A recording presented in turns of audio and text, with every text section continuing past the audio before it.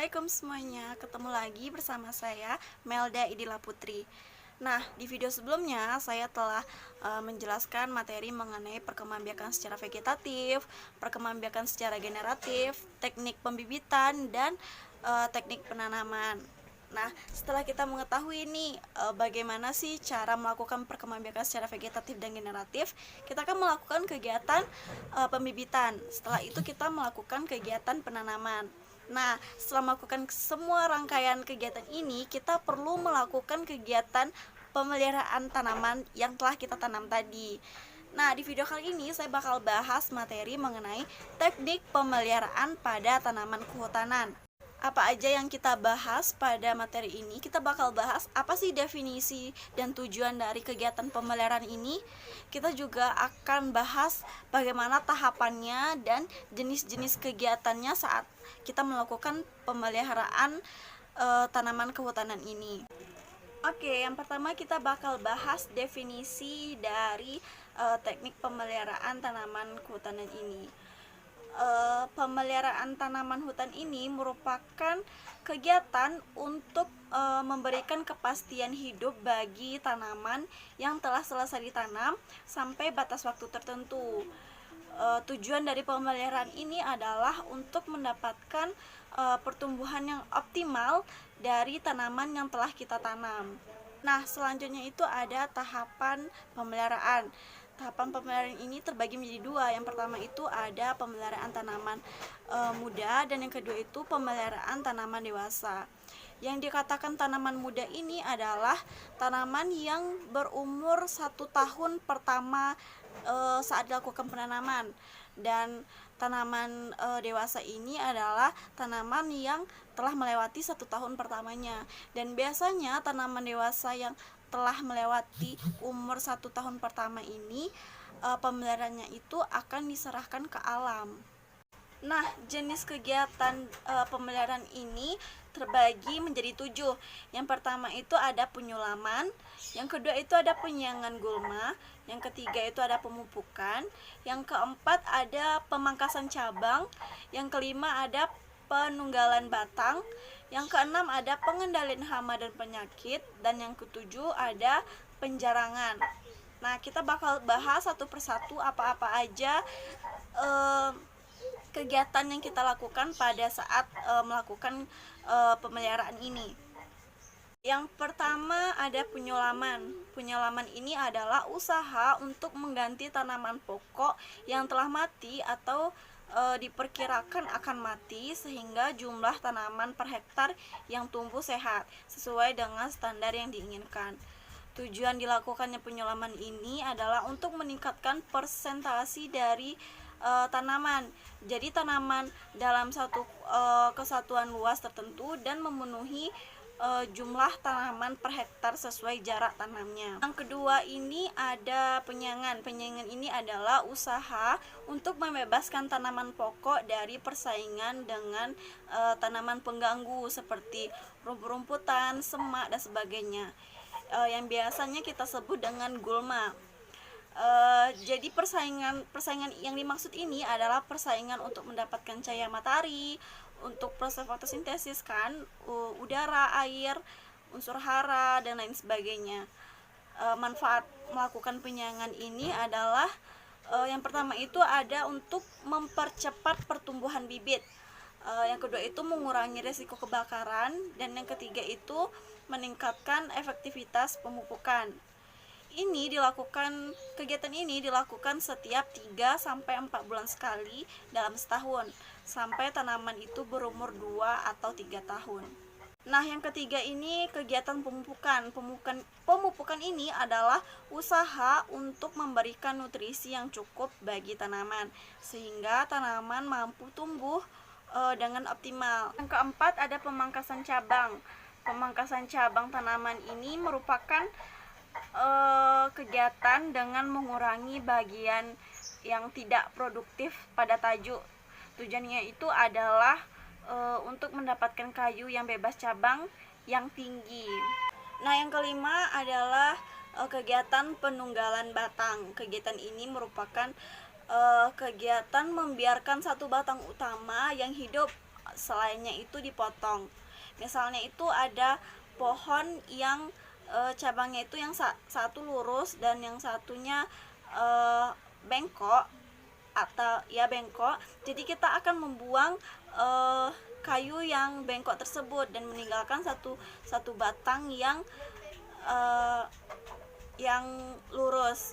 Nah, jika batang itu sama, kita bisa melihat dari segi diameternya. Jika diameternya lebih besar, maka kita akan meninggalkan batang yang berdiameter lebih besar dan memotong berdiameter yang lebih kecil. Nah, yang keenam ini ada pengendalian hama dan penyakit. Kegiatan ini merupakan kegiatan untuk memonitor serangan hama dan penyakit sehingga tidak mewabah dan menjadikan tanaman mati dalam jumlah besar. Seperti yang kita ketahui, hama dan penyakit ini adalah salah satu faktor yang bisa membuat tanaman itu jadi gagal tumbuh dan pertumbuhannya itu tidak maksimal. Ketujuh, ada kegiatan penjarangan. Penjarangan ini merupakan kegiatan mengurangi jumlah tanaman dalam suatu satuan luas. Tujuannya itu untuk memberikan ruang hidup yang lebih optimal dengan mengurangi kompetisi untuk mendapatkan hara, cahaya, air, dan sebagainya. Oke, sebagai tambahan untuk materi pemeliharaan tanaman ini, secara umum sama seperti pada budidaya tanaman di tanah. Kegiatan yang dilakukan sama seperti penyiraman, pemupukan, pengendalian OPT, dan pemeliharaan yang bersifat spesifik untuk spesies tertentu. Pada kegiatan penyiraman atau pemberian air ini, interval pemberian air disesuaikan dengan kondisi lingkungan dalam sistem produksi hidroponik.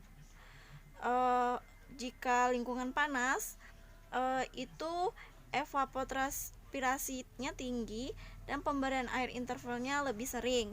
Jika berawan, intensitas cahayanya rendah, evapotranspirasinya rendah, interval pemberian airnya lebih jarang. Dan jika hujan, itu intensitas cahayanya tidak ada sehingga tidak terjadi evapotranspirasi.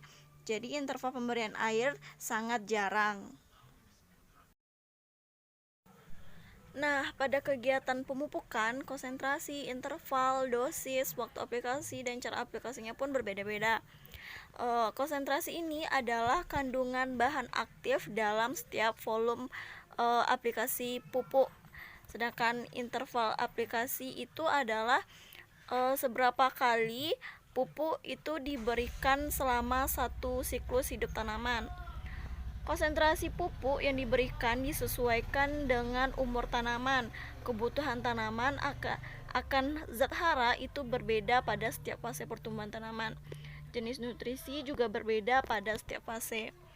Fase pertumbuhan tanaman ini gambarannya sigmoid, yaitu lambat, dipercepat, cepat, dan tetap. Itu merupakan jenis-jenis dari fase pertumbuhan tanaman.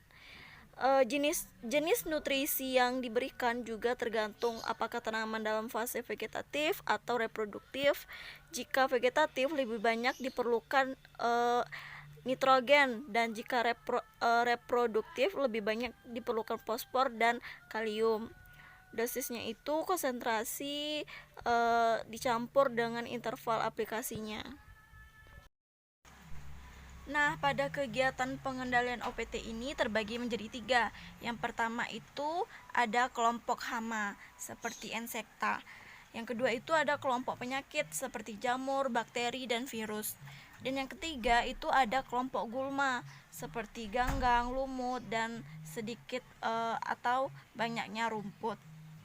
Kelompok hama ini ada 2 tipe serangga, serangga penggigit dan serangga penghisap. Serangga penggigit ini mengurangi kuantitas produksi, contohnya ulat Rutella. Sedangkan serangga penghisap ini mengurangi kualitas produksi, menghisap cairan jaringan mati, seperti contohnya itu adalah kutu daun. Pada kelompok penyakit yang menjadi inang penyakit itu ada jamur, bakteri, dan virus. Lingkungan ideal bagi pertumbuhan inang itu adalah kondisi yang terlalu lembab dalam ruangan produksi. Penyiraman tajuk tanaman jangan dilakukan pada sore hari. Penyiraman pada sore hari pada permukaan daun sering menempel air dan tidak teratas sampai malam hari.